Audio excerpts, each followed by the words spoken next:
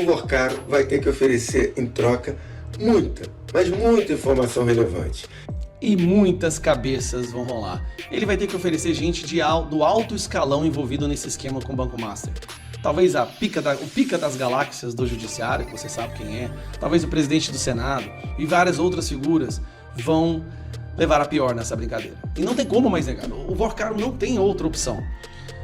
Ele quer voltar para sua casa, ele não dá conta de ficar numa cela. Ele vai entregar a cabeça de todo mundo. Eu, Jeffrey Chicchini, governador de Minas Gerais, Romeu Zema, e toda a bancada federal do Partido Novo no Congresso Nacional, estamos agora mesmo em Brasília para protocolar um novo pedido de impeachment contra o ministro Alexandre de Moraes. E dessa vez é diferente de todos os anteriores. Eu vou explicar isso para você agora. A verdade, eu já disse isso num vídeo aqui no final de semana e volto a dizer, a verdade é que o Moraes já caiu, só ainda não percebeu. Sejam bem-vindos, o meu nome é Bruno, deixe o seu like e inscreva-se no canal.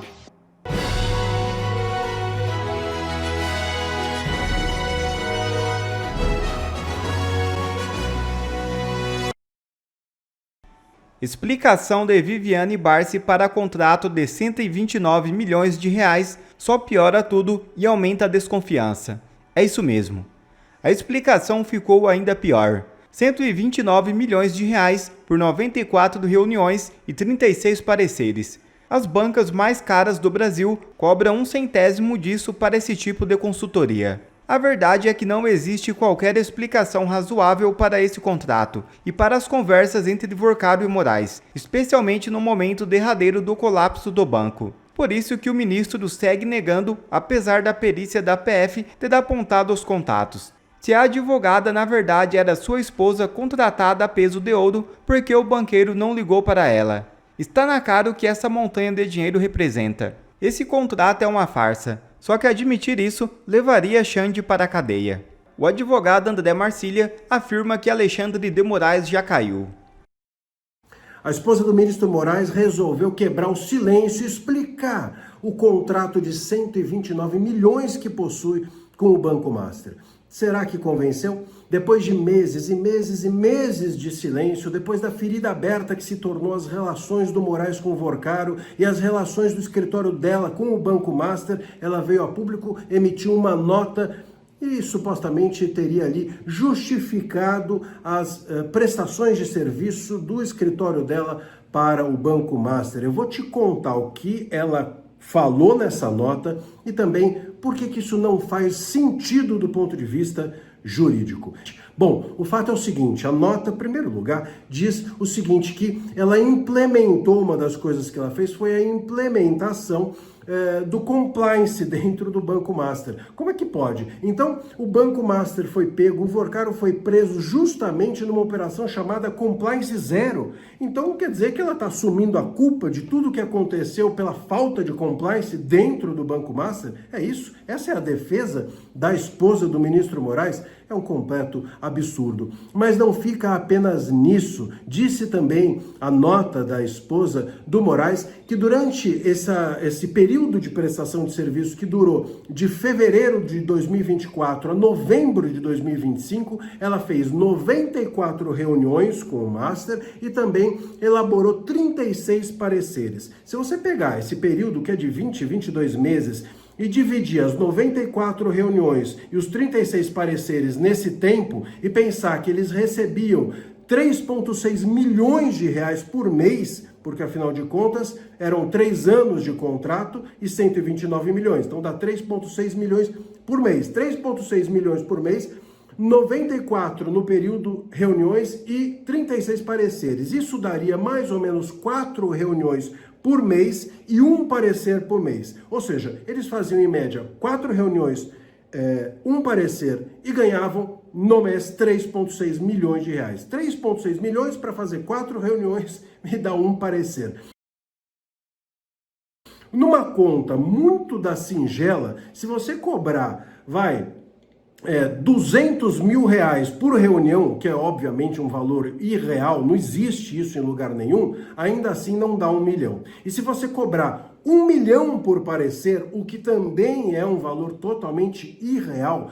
Ex-ministro do STF cobra, por exemplo, 500 mil reais, no máximo, por um parecer. Ela cobraria 1 milhão por cada parecer mensal. Ainda assim, não batia. Daria 2 milhões, não fecharia a conta dos 3,6 milhões de reais cobrados por mês. Ou seja, a explicação não bate, a explicação não faz sentido, ela não dialoga com os valores cobrados no mercado e ela não fecha a conta. Ou seja, quanto mais Moraes e quanto mais a esposa dele se explicam, mais eles se complicam. A verdade, meus caros, e a parte boa disso é que eles estão se sentindo na obrigação de dar algum tipo de explicação. Isso mostra que eles estão acuados, isso mostra que eles estão na parede, isso mostra que o Moraes não está muito longe de cair. A verdade, eu já disse isso num vídeo aqui no final de semana e volto a dizer, a verdade é que o Moraes já caiu, só ainda não percebeu. Enquanto isso, Vorcaro já negocia delação premiada com a Polícia Federal. É isso mesmo. Fontes em Brasília afirmam que Daniel Vorcaro já teria iniciado movimentos formais para firmar um acordo de colaboração premiada. Segundo esses relatos, ele contratou um escritório de advocacia com atuação reconhecida em negociações de delação, sinalizando uma mudança relevante na condução da sua defesa. De acordo com as informações obtidas, a estratégia em avaliação envolveria tratativas diretas com a Polícia Federal, o que pode acelerar os desdobramentos e ampliar o alcance das investigações em curso. O cenário é tratado em Brasília como um movimento de alto impacto jurídico e político. Rapaz, o Xandão tá ferrado. Além da Malu Gaspar, que é uma jornalista que está batendo de frente contra esse escândalo do Banco Master, e Alexandre de Moraes, temos também um outro jornalista que também se tornou muito famoso nos últimos dias, porque ele virou alvo do Vorcaro. Lauro Jardim era o jornalista que o Vorcaro tinha pedido para o seu jagunço quebrar os dentes da boca dele. Lauro Jardim ontem também soltou uma matéria dizendo que o Alexandre de Moraes esteve na casa do Vorcaro em Trancoso, a casa, né, que meio que era um cabaré, onde se chamavam garotas de programa de outros continentes para poder servir as autoridades do Brasil. Bom, dito isso, o Lauro Jardim tem hoje informações privilegiadas do que está acontecendo. E ele participou da rádio CBN na manhã de hoje e ele falou algo muito interessante. O Vorcaro vai delatar. Mas é meio que óbvio, né? O Vorcaro não tem outra opção.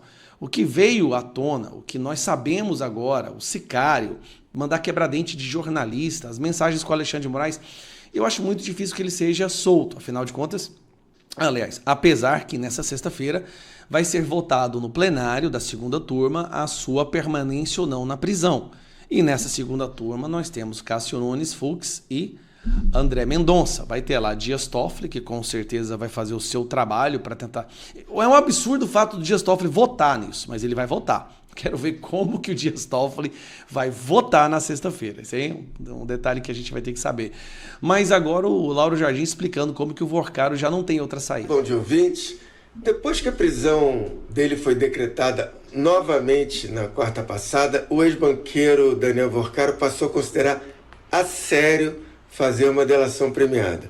Essa intenção, Milton e Cássia, começou a ser discutida em janeiro, mas inicialmente ainda era vista como uma alternativa distante. Naquela altura, um criminalista de São Paulo chegou a ser convidado para se integrar ao time da defesa do Vorcaro e, entre outros assuntos, ficar mais focado nessa possibilidade. Esse criminalista não topou o convite, mas a ideia nunca foi abandonada. Apenas não era ainda a principal alternativa da defesa. Naquele momento, a ideia era trabalhar junto com outras forças para um acordão, trabalhar com outros aliados para pressionar o Supremo e autoridades para engavetarem a investigação. E trabalhar também na hipótese de jogar no Banco Central a culpa pela liquidação do Master, que foi o que o Toffoli tentou fazer no início da investigação, vocês se lembram, né? Inclusive com o Vorcaro pagando uma milícia digital para detonar o Banco Central. Poderia render um processo contra o Banco Central mais à frente. Só que, como eu disse, a decisão do ministro André Mendonça de mandar prender o Vorcaro na quarta passada, também junto com a enxurrada de revelações que estão pipocando todos os dias sobre o caso Master desde então, as prioridades mudaram. Se o Vorcaro fizer mesmo a delação, eu apurei que parte da equipe de defesa dele vai ser mudada. Um ou dois advogados vão sair do caso e no lugar deles deve ser contratado um novo criminalista para tocar essa delação. Outra ideia mais ou menos acertada é que a delação deve ser proposta e negociada com a Polícia Federal. Isso é muito bom. Não vai ter o Paulo Gonet trabalhando nessa delação. Ela vai ser feita direta com a Polícia Federal. É a Polícia Federal de verdade, não é a Gestapo do Moraes. E não com a PGR. Pelo seguinte, Milton, Cássia e ouvintes, a avaliação é que na PGR existe menos espaço para que a delação seja aceita. Os primeiros movimentos desse novo quadro na defesa do Vorcaro devem acontecer nessa semana ou, no máximo, na próxima semana, com essa mudança na defesa. Vai ser a senha para o início real dessa negociação com a Polícia Federal. Uma negociação, aliás, que vai ser negada oficialmente, porque esse tipo de acordo exige confidencialidade. E, para terminar, Milton e Cássia, nem é preciso dizer que, para essa negociação andar, o Vorcaro vai ter que oferecer em troca muita, mas muita informação relevante. E muitas cabeças vão rolar. Ele vai ter que oferecer gente do alto escalão envolvido nesse esquema com o Banco Master. Talvez o pica das galáxias do judiciário, que você sabe quem é, talvez o presidente do Senado e várias outras figuras vão levar a pior nessa brincadeira. E não tem como mais negar. O Vorcaro não tem outra opção. Ele quer voltar para sua casa, ele não dá conta de ficar numa cela. Ele vai entregar a cabeça de todo mundo. A ex-namorada dele, que agora já deu um pé na bunda dele, já está preparando também para falar o que ela sabe. E vai ser chamada na CPMI do Banco Master, que também não tem como ser barrada. O acordão morreu. Eles tentaram fazer um acordão, mas essa, como disse o Lauro Jardim, essa enxurrada de informações que vieram a público nas últimas semanas torna impossível qualquer pessoa que levantar a bandeira do acordão agora em público, ela vai cometer um suicídio político. Ela vai estar é como se fosse uma confissão de participação em tudo isso que tem acontecido. Então, delata, Vorcaro. Irmão, delata. Delata, dependendo das pessoas que você ajudar a derrubar nessa corrupção, nesse sistema do Brasil, você vai ser perdoado, cara. Você é um doido aí que se empolgou demais, roubou demais, mas tem gente que está destruindo a nossa democracia e a sua delação pode ajudar. Eu te garanto, cara, se você ajudar a restabelecer a democracia brasileira com a sua delação, você pode sair de vilão para herói. E é sério, você pode sair de vilão para herói se você ajudar a devolver a estabilidade do nosso país. Você sabe do que eu estou falando. Então delata, Vorcaro. Fala tudo que você sabe. Não adianta, não vai ter como você se safar dessa. E enquanto isso, Romeu Zema protocola pedido de impeachment de Moraes por relação com o dono do Master. É isso mesmo. O governador de Minas Gerais, Romeu Zema, protocolou nesta segunda-feira um pedido de impeachment do ministro Alexandre de Moraes. O documento é assinado pelo presidente do Novo, Eduardo Ribeiro, e pelos deputados e senadores do partido, com a exceção do deputado Ricardo Salles, e outros correligionários, como o ex-deputado Deltan Dallagnol. Estamos em Brasília protocolando o pedido de impeachment do ministro Alexandre de Moraes por corrupção agora. Eu, Jeffrey Chicchini, governador de Minas Gerais, Romeu Zema, e toda a bancada federal do Partido Novo no Congresso Nacional, estamos agora mesmo em Brasília para protocolar um novo pedido de impeachment contra o ministro Alexandre de Moraes. E dessa vez é diferente de todos os anteriores. Eu vou explicar isso para você agora. O que está em jogo nesse momento, gente, vai muito além daqueles abusos notórios do Moraes contra os direitos humanos da população. Agora nós estamos falando de crimes como indícios de corrupção, de obstrução de investigação de organização criminosa, e são crimes gravíssimos.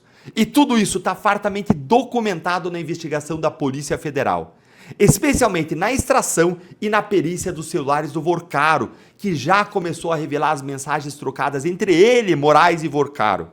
Como você sabe, Coisas que, gente, em qualquer outro país do mundo minimamente civilizado teria feito o Moraes ser investigado, sofrer busca e apreensão, bloqueio de bens, ter seu sigilo quebrado e até uma prisão preventiva. Isso só não aconteceu até agora porque ele é ministro do Supremo Tribunal Federal. Essa é a grande verdade. Todos os indícios, eles são devastadores. Contrato de 129 milhões de reais com a esposa do Moraes. Qual foi a contraprestação desse dinheiro todo? Nenhuma que justifique esse valor. Mensagem do Vorcaro pedindo para Moraes, conseguiu bloquear no dia da prisão. Moraes frequentando mansões de 300 milhões de reais do Vorcaro em Brasília e em Trancoso. Respostas do Moraes com mensagens de visualização única que se apagam. Isso não é apenas abuso de autoridade. Isso é possivelmente crimes de corrupção, de advocacia administrativa e de obstrução de investigação de organização criminosa. E pela primeira vez, nós temos as provas, nós temos perícias, temos o celular do Vorcaro periciado pela Polícia Federal, temos os registros das mensagens, temos cronologia. Nós mostramos nesse final de semana aqui no canal como que o Moraes mentiu sobre as mensagens, dizendo que ele não tinha trocado, não tinha recebido, inventando uma desculpinha de pastas. Aí veio a Polícia Federal e desmentiu o Moraes. Acabou para Moraes, gente. Só a mentira no assunto dessa gravidade já é quebra de decoro para impeachment. E mais, o Supremo fez um escarcéu porque na Lava Jato um procurador e um juiz conversaram, o que é normal. Agora é o juiz e um bandido. Vocês entenderam isso? Um juiz e um bandido que dizia para o juiz que tinha acesso à investigação sigilosa, que não podia ter. Um bandido que no dia da prisão pediu para o juiz bloquear e que pagou para a esposa do juiz 129 milhões. Mas não pedia ajuda para ela, contratada, e sim para ele. Por isso esse pedido de impeachment é diferente. Porque agora nós não estamos apenas apontando abusos, nós estamos apontando possíveis crimes com provas técnicas. Antes, no caso do abuso, tinha uma discussão técnica lá passível de interpretação. A lei falava que tinha que ter um dolo específico do abuso, um especial fim de agir, mas agora não. Agora é cara crachá. Em qualquer país do mundo minimamente civilizado, Moraes estaria afastado. O afastamento dele é essencial por várias razões. Primeiro, diante dos indícios de crimes gravíssimos, corrupção, vínculo com bandido, obstrução de investigação de organização criminosa.